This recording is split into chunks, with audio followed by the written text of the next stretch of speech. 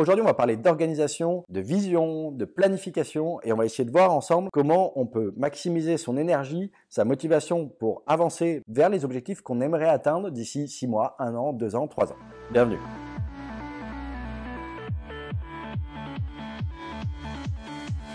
Et salut les amis, c'est Charles Gauthier de la chaîne Jeux Vidéo Pro. Je suis ravi de vous retrouver aujourd'hui pour une nouvelle vidéo. Juste avant de commencer, si jamais tu es nouveau et que tu n'as jamais vu mes vidéos, j'invite tout simplement à t'abonner à la chaîne. Je poste plusieurs vidéos par semaine pour partager mon expérience et des conseils pour t'aider à devenir libre et indépendant en vivant de ta passion pour la création de jeux. On va donc parler de comment être mieux organisé, comment mieux définir sa vision, mieux définir ses milestones, ses objectifs, ses deadlines, ses tâches et donner un peu de sens à tout ça pour que tu puisses essayer, fin 2019, d'avoir atteint un maximum de tes objectifs que tu aimerais atteindre cette année. Moi, je sais que je me suis retrouvé souvent confronté à ça, moi.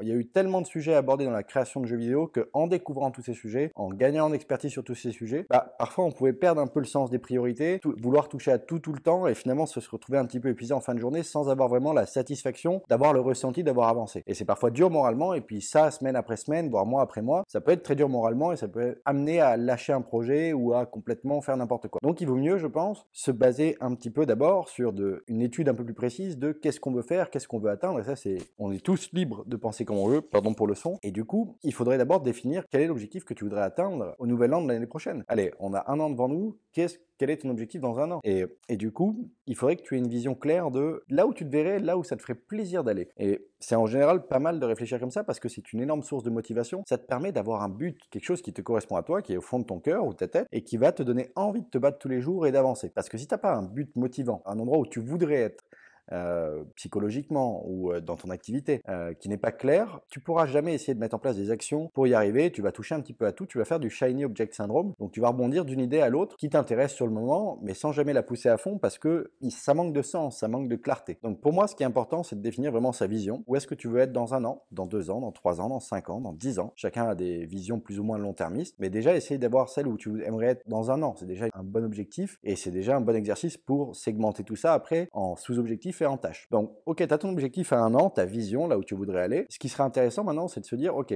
pour être capable d'être là, qu'est-ce que j'ai besoin d'avoir ou qu'est-ce que j'ai besoin d'atteindre? Qu'est-ce que j'ai besoin d'avoir réalisé comme objectif? Qu'est-ce que j'ai besoin d'avoir débloqué comme succès ou au moins comme expérience? Parce que tu peux ne pas avoir atteint tes succès, mais avoir atteint une partie du coup de ta vision, de te dire, je suis devenu expert dans tel et tel truc et je suis très à l'aise avec cette techno et je suis à l'aise dans la création de mes jeux et ainsi de suite. C'est déjà une bonne chose, c'est-à-dire que tu es en bonne voie pour atteindre le succès. En général, les succès sont plutôt réservés à ceux qui ont répété des bonnes pratiques, des bonnes méthodes pour performer et gagner en expertise, plutôt que celui qui arrive et qui, par coup de chance, va faire un hit game en 1 ou 2 coups. Ça arrive, c'est très rare. Moi, je baserai pas ma chance là-dessus, je baserai plutôt mon expertise sur gagner en expertise, faire un maximum de projets, tester de nombreuses choses, avec du sens, avec une méthode et avec une timeline réfléchie pour éviter de faire n'importe quoi et de tomber dans le shiny object syndrome. Mais ça permet vraiment de gagner en expertise et de se rapprocher petit à petit de l'objectif de faire un hit game et de vivre de notre activité, ainsi de suite. Donc, tu as ta vision, tu l'as définie en sous-objectifs qui vont être peut-être des objectifs, des milestones importantes et tu vas essayer de dire, ok, quels sont les grands jalons, les grands points importants que j'aimerais avoir atteints. J'aimerais, je dis une bêtise, avoir atteint la production de 3 jeux, peut-être pas des jeux finis, mais au moins des MVP jouables, des prototypes jouables par trimestre. J'aimerais en faire donc 1 par mois en moyenne. Et ça peut être déjà un objectif que tu dois te donner. Maintenant, du coup, pour faire des projets en 1 mois, ça serait peut-être intéressant de savoir combien de temps tu peux allouer à tes projets mensuellement. Du coup, ça te permettra aussi de définir dans ta liste des tâches la recherche d'idées de jeux qui sont cohérentes avec le temps que tu peux allouer à tes projets. Tu vas pas te lancer dans des projets stratosphériques si tu peux pas faire un MVP,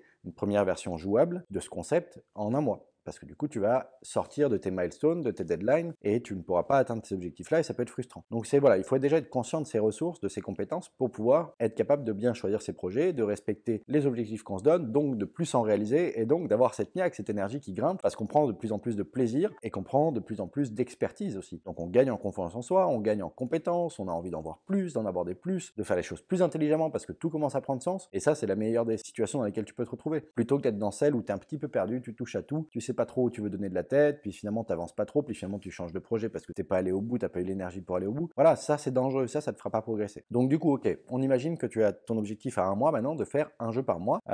Du coup, tu vas te dire, ok, peut-être que je peux bosser qu'une demi-heure par jour sur mon projet, mais c'est déjà mieux de pouvoir bosser tous les jours un petit peu qu'une fois par semaine un gros coup. Moi je te conseille vraiment d'essayer de segmenter ton temps si tu peux pas y accorder des journées entières parce que tu as un boulot à côté ou je ne sais quoi, ou d'autres activités, d'essayer de pouvoir au moins y penser ou d'être sur ton ordi à coder, à avancer une demi-heure, 3/4 heures par jour, globalement, de faire un Pomodoro, donc 25 minutes sur une tâche unique. Si tu arrives à faire ça chaque jour, il y a des chances que beaucoup de journées, tu vas en faire 2, 3, 4 parce que tu seras lancé et que ça va te faire du bien, mais au moins, tu en auras fait une par jour. Et donc, ça veut dire que tu progresses tout au long. Donc là, tu maximises tes chances déjà d'arriver à la fin du mois en te disant, ouais, j'en ai fait des choses. Donc, tu maximises tes chances d'obtenir ton objectif. Et si en plus de ça, tu avais choisi un projet que tu as bien étudié à la base, tu as fait un bon GDO, un bon GDD, que tu as une vision claire de où tu veux aller, comme ça, tu n'as plus qu'à dérouler ta production, et que tu as choisi un projet qui est cohérent avec tes ressources pour être capable de le faire sur le temps que tu as alloué à ton projet, alors tu maximises encore une fois tes chances d'arriver au bout de ce projet. Donc, l'idée, c'est ton projet d'un mois, de le segmenter en tâches et de le segmenter en, ok, je me concentre sur du gameplay, je me concentre sur ci, sur ça, je me concentre sur la réflexion de mon GDD peut-être les quelques premiers jours. Après, j'attaque une pré-prod où je prépare un peu ma structure, mes managers, et par la suite, j'attaque réellement la production de mon jeu, je rentre dans le vif du sujet. Il y a plein de manières que tu peux faire, chacun a sa technique. D'ailleurs, n'hésite pas à me le dire dans les commentaires, quelle technique tu as, quelle méthode tu as pour aborder la création d'un jeu. Si je te donnais par exemple que 10 heures de boulot pour le faire le plus vite possible, il y a des gens qui se lancent des challenges de faire des jeux en 10 minutes avec Unity, des petites choses jouables, mais ça reste jouable. Donc tu vois que c'est faisable. Maintenant, donc si tu avais comme limite de temps 10 heures, qu'est-ce que tu pourrais faire en 10 heures? Essaie de te mettre dans cet exercice-là, de te laisser une limite de temps, de te mettre des contraintes dans ta réflexion. Si tu te mets pas des contraintes autour de ta réflexion, tu peux partir dans tous les sens, et c'est pas grave, ton brainstorming sera peut-être très intéressant, mais si tu tiens pas compte de ces contraintes pour faire tes décisions sur ce que tu vas retenir pour créer ton jeu, là, tu maximises tes chances de te retrouver avec un projet qui est hors des clous et en dehors des ressources que tu peux allouer à ce projet, en particulier au niveau du temps ou au niveau des compétences, parce que tu auras des sujets, des features qui seront trop complexes. Donc voilà, ça c'est important d'avoir du recul là-dessus, et c'est pour ça que c'est pas inintéressant quand tu fais tes études de faire un peu de reverse engineering des jeux qui t'inspirent pour créer les mécaniques du tien. Ça te permettra de, entre guillemets, de perdre un peu de temps au départ, mais de mieux comprendre comment c'est créé, et donc de pouvoir beaucoup mieux rebondir par la suite, parce que ayant pu t'inspirer de choses qui ont marché, tu vas beaucoup mieux et beaucoup plus vite réaliser la feature en la dimensionnant correctement, ou avec plus de chances de la dimensionner correctement. Donc ça, c'est une grande force. Et faut pas passer à côté de ces études-là, c'est pas du temps perdu, bien au contraire, c'est du temps de gagner, c'est de la clarté de gagner, donc c'est du stress en moins, donc c'est dérouler son processus, son fil rouge, l'ensemble de ses tâches beaucoup plus simplement, avec beaucoup plus d'énergie et de motivation. Et je te le rappelle, comme je te dis dans précédentes vidéos, chaque fois que tu vas finir une tâche, mets une petite coche sur ta feuille, sur ta to-do list ou tout ça, parce que rien que de le faire visuellement, ça te dit à ton cerveau, ok, ça c'est fait. Et même si tu passes à autre chose que tu penses plus, ton cerveau, lui, il est content, il sait qu'il a plus ça à penser, ça le soulage, donc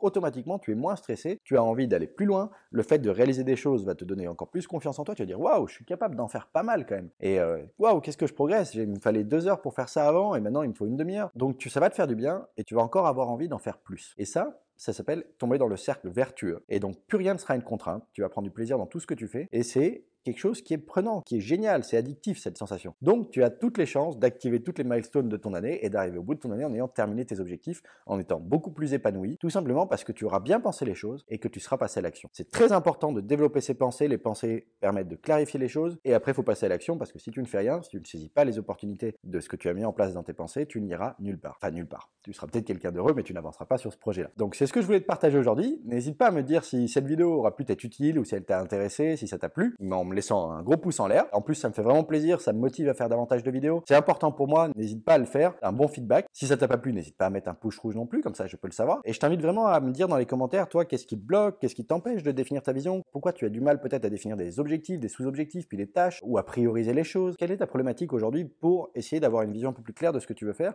et d'être capable de mettre un plan d'action pour y arriver. Comment toi tu abordes le sujet si tu le fais régulièrement, et si tu as des blocages, qu'est-ce qui te bloque ou qu'est-ce que tu penses être difficile pour toi? Ça me donnera certainement des idées pour rebondir dessus sur des prochaines vidéos. Voilà ce que je voulais te partager. Si jamais tu n'es pas abonné à la chaîne YouTube ou toujours pas abonné à la chaîne YouTube, je t'invite à cliquer sur le bouton rouge sous la vidéo pour t'abonner à la chaîne et à activer la cloche des notifications pour recevoir toutes les nouvelles vidéos que je vais faire. C'était Charles Gauthier, créateur de la chaîne Jeux Vidéo Pro. Je te remercie de m'avoir écouté. Je te dis à très vite pour une prochaine vidéo.